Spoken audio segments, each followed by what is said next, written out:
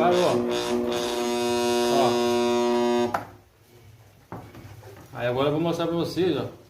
Ó. Se você rodar aqui com a mão aqui, ó, não vai de jeito nenhum. Ó. Tá travado, ó. Entendeu? Então isso já é um sinal que não é capacitor. Se vocês vão conseguir enxergar por dentro da bucha que tá tudo cheio de ranhura. Mas aí aqui, ó, vocês vão ouvir o barulho, ó. Tá cheio de ranhura, ó.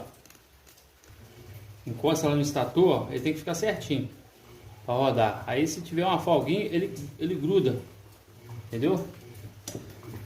Então, a maioria das vezes quando acontece isso é bucha ou eixo, né? Esse aqui é o eixo e a bucha, né? Comeu a bucha veio e comeu o eixo.